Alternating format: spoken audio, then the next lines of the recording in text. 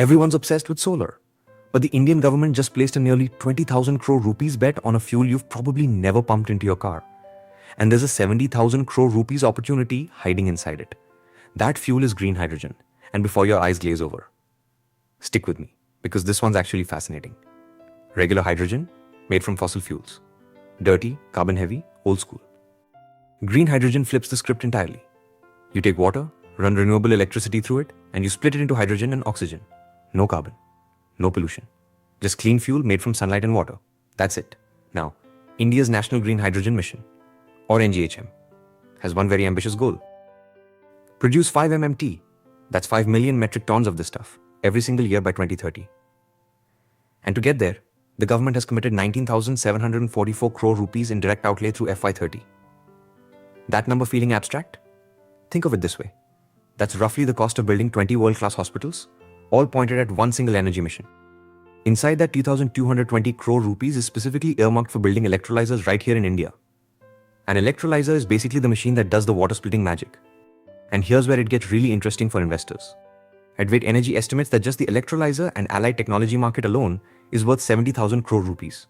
Not the entire hydrogen economy, just the machines. Machines. India isn't just trying to use green hydrogen. It's trying to build the entire supply chain domestically, targeting 95% localization on electrolyzer components. Think of it like building an iPhone entirely in India. Every screen, every chip, assembled right here.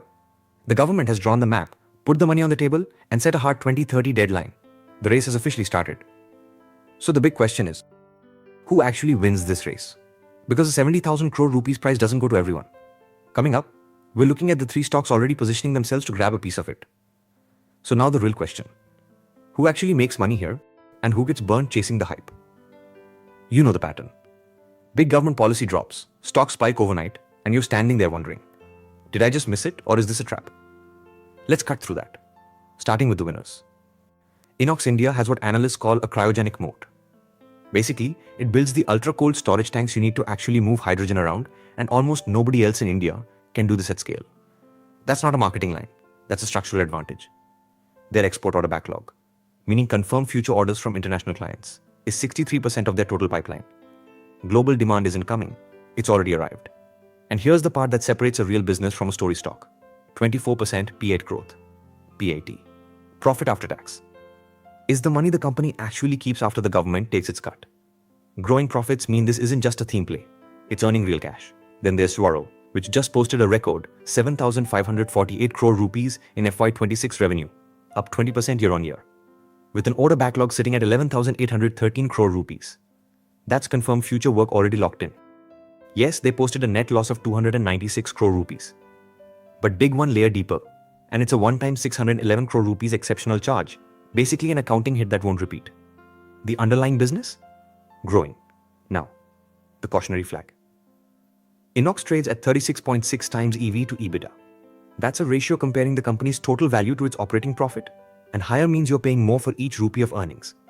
The sector average is 14.4 times. Inox is trading at more than double that. So if you're buying today expecting a quick pop, a valuation correction could sting badly. Early movers and strong fundamentals win. Late chasers in overstretched valuations? That's a different story. So the opportunity is real. But so is the risk of overpaying. Next, we zoom out and look at where this entire hydrogen build-out is actually headed. So now that you know the players, let's talk about the actual game. Because understanding why green hydrogen exists is what separates a smart bet from a lucky one. Here's an analogy that might genuinely change how you think about energy. Picture your kitchen. Solar and wind. They're the microwave. Fast, cheap, brilliant for everyday stuff. But green hydrogen, that's the tandoor. Slow, expensive to run. But you simply cannot make tandoori roti in a microwave. That's just not how physics works. And that's exactly the point. Renewable electricity can power your home, your EV, your entire office building. But it cannot decarbonize a steel plant, a fertilizer factory, or a cargo ship crossing the Indian Ocean. Those industries need extreme heat and chemical reactions that only hydrogen can deliver. That's the industrial decarbonization gap that solar and wind physically cannot close.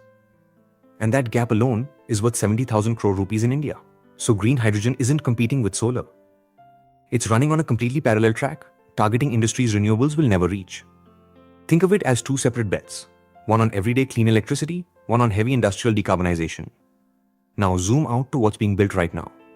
Advait Energy is targeting 300 megawatts of PLI-backed electrolyzer capacity by 2027. That's a government-subsidized production milestone with a clear revenue runway already baked in.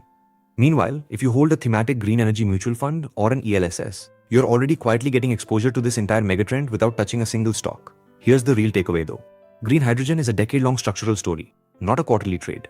The government has committed 19,744 crore rupees. The 2030 targets are locked in, and the supply chain is being assembled right now, while most people are still Googling what is an electrolyzer. Whether you're an investor, a manufacturer, or just someone who thinks 10 years ahead, the hydrogen economy is coming. And the early window? It's open today. That's a wrap on India's green hydrogen story. If this shifted how you see the energy transition, share it with someone who still thinks solar is the whole answer. Follow us for more updates like this. Thanks for watching. And don't forget to follow us on YouTube, Instagram, and X.